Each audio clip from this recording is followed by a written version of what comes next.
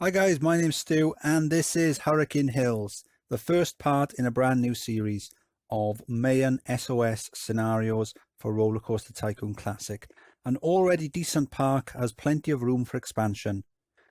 Your objective, to have at least 1,300 guests in your park at the end of October year 3 with a park rating of at least 600. So as I said then, this is the first part of a new series of scenarios created by Mayan SOS. So what they've gone for with this pack is they wanted to make a pack of scenarios that had a very retro Roller Coaster Tycoon 1 feel about them. So we are charging for admission, so the rides will be free. Nice big twister as you come into the park. We've got a carousel, we've got a few food stalls, Ferris wheel, bumper boats, and a twist. That's pretty much in the middle. There's a lot of space around the outside, but it looks like it's fairly boxed in, so I am going to have to be aware of that. Let's see what rides we've got then. We've got a chairlift, we've got a good selection of gentle rides, we've got a good selection of coasters to begin with. Not a great selection of thrill rides, to be honest.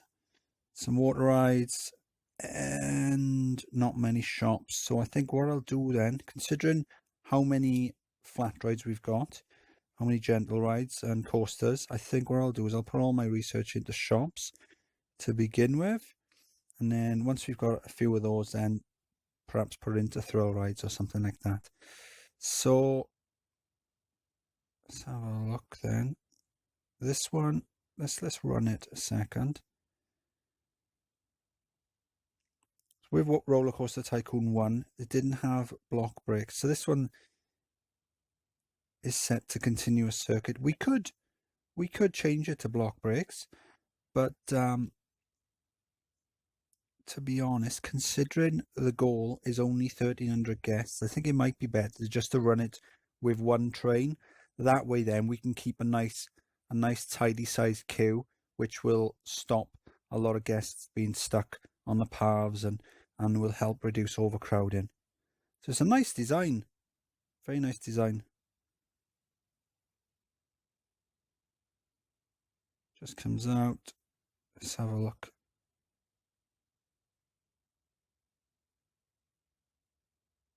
Yeah, it's got a break at the end, but I don't like how fast it's coming into that. So what I'm going to do is I am going to reduce that down to one train. I might rejig some of the shops slightly. I want to keep as many things as I can. I'm going to rejig some of the paths.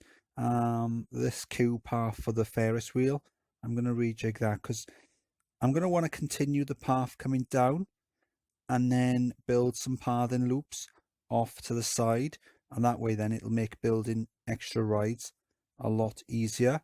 I'm going to add track on the bumper boats, and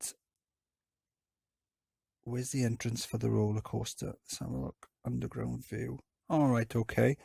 I think it would be easier, rather than having it come in underground like that, have that exit, the exit from the roller coaster, coming up and joining on to the exit for the twist, and then both of them coming down. That way then I can combine paths, maybe put some merchandise on it when we unlock some of those, and then there'll be space up here for another ride.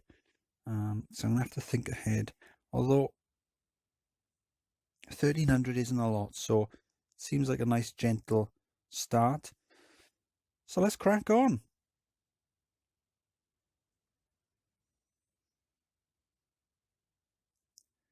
October year 1, just under 900 guests in the park, so only about 400 to go then. So I've given the track a bit of a paint job. I've tweaked the settings, and then when I've done that, then when I'm happy with the ride, I've changed the station. So I changed the station to the log cabin entrance, and then that's just a quick visual for me, so I know that one's done. I'm happy with that one. I've extended the queue slightly, so I'm happy with the queue length. They're not queuing for too long. Only 6 minutes, that's fine. It's not enough for them to complain. The haunted house being here, in hindsight, probably not the best place to put it, because I am worried about this area here being overcrowded. So maybe it would have been better to have that ride somewhere else, or at least maybe not share the exit, have the exit maybe coming up, joining this path here. Would help diffuse the guests. But as it is, we've got a lot of them walking past the balloon stalls. Not buying any at the moment, but a lot of them have already got them. Spiral slide there. Observation tower, car ride. Truck tails. Woo! And then just over here, nice wild mine coaster.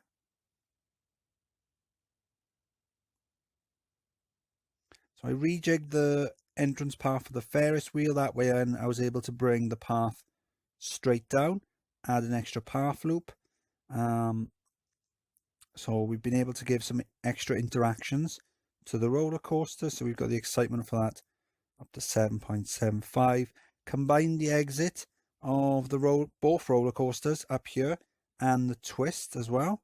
So we've got a junior coaster, line bug, a 6 excitement on that, and the twist as well. So I think with this path here, at some point I'm probably going to want to bring this path down along here and then up here to have another path loop. Just makes it easier to add extra rides, and also gets guests off the other paths as well. So all in all, we only need another 400 guests now. We should be fine. At some point I am going to start putting down some fences and things like that, make the place look a bit pretty. So I don't know if I'm going to do that this year or wait till year 3 when we've got it in the bag. But yeah, so far so good. October year 2. So this year then I have been playing about. I've added some extra rides, but I have been trying to make the place look a little pretty. Spent a bit of time on this new wooden coaster. It synchronizes quite well. It's not open yet, but if you look at the guests in park graph, there's a bit of flat line in there, so that makes me wonder if there's a harder guest generation enabled on this scenario.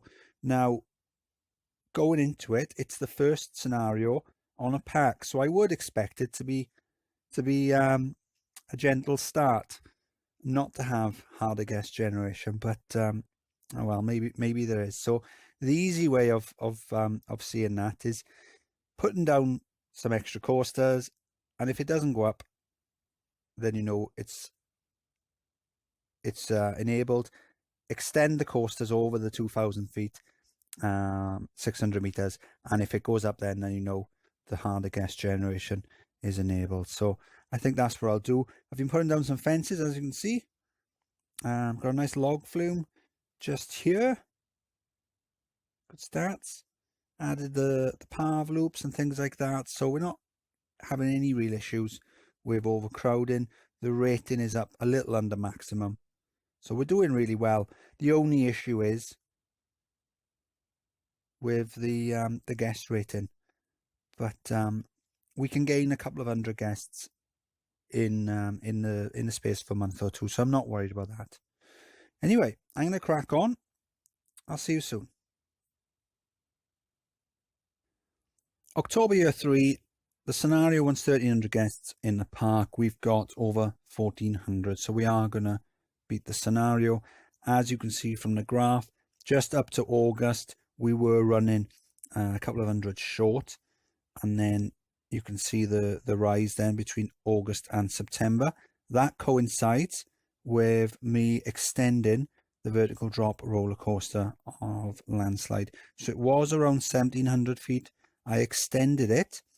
So where this second loop is here, originally it did return to the station via the going through the first loop, but I've added this section here. So that extended the coaster, took it over the 600 meters, which is around 2,000 feet, target. So this scenario does have harder guest generation, and I know that because as soon as I extended it, the guest numbers shot up, and now it's plateauing around 1430. If I was to extend the junior coaster just up here to over 2,000 feet, the number of guests in the park would go up again. What happens is, when you've got the harder guest generation, there is like a guest cap, and then the number of guests that are spawned to come into the park is reduced as well. So what generally happens is, as guests leave, they are replaced, but it doesn't get any better than that. So what did we do then? When we started, we had this purple twister just down there. It wasn't that color. I've given it a paint job. It was running 2 trains. We haven't got block brakes on this one. Well, we have, but in the spirit of Roller Coaster Tycoon 1, I've not used them. So I've reduced it down to 1 train to make it safer, and also keep a nice buffer of guests in the queue and off the main paths, help reduce overcrowding. I've joined up some of the exits as well to help boost sales through the shops, and also make it easier to add this ride in the corner, the junior coaster, just over here. I added some path loops as well, because what you always have to do is you always have to make sure that you've got places to build. Don't box yourself in. So I've rejigged some of the paths and things like that, like where is it? Can't find it. The Ferris wheel here. Just moved the entrance path slightly just to enable us to bring this path down here. Add a couple of little path loops just on here, so you can put some rides in the middle and on the outsides as well. And then standout ride for the park then is this wooden coaster just here. So this one's called Tornado. The original twister in the park is Hurricane, and we got a rotor drop just in the middle called Eye of the Storm. So it's a Mobius wooden coaster, races and duels, and then it joins up quite nicely most of the time for the splash down there just underneath the bridge. So when I was building it, I had in mind the track going underneath the paths as well. So it's Halloween. We're about to beat the goal, and we've done it. Stew. Fantastic. Got some fences and things like that around the place. Try to make it look a bit pretty. Yeah, so it's quite an enjoyable scenario this was. This is the very first scenario in the Mayan SOS pack. So I've heard some very good things about this pack. So I did want to have a go at this one as one of our first custom scenarios. So I'm going to be playing through all the scenarios in this pack. Download links and a tutorial video link on how to install the scenarios will be below in the video description. It's a little bit surprising, to be honest, that there was the harder guest generation enabled on this. I did think it would be a more of a gentle scenario because it was the first one. So it was a nice sort of a pleasant surprise that it had the harder guest generation. Possibly the most tricky thing about it was the way the rides were placed to begin with. It's certainly placed in a manner which I wouldn't do because the space wasn't used very efficiently. So that does mean then I have to be a bit more imaginative with the way I put my path in around it. But very good, enjoyed it, can't wait to play the others. So let's have a look then. So here's the Mobius coaster, and this was Hurricane Hills. I am Stu. If you enjoyed the video, please like and subscribe, and I'll see you soon. Bye.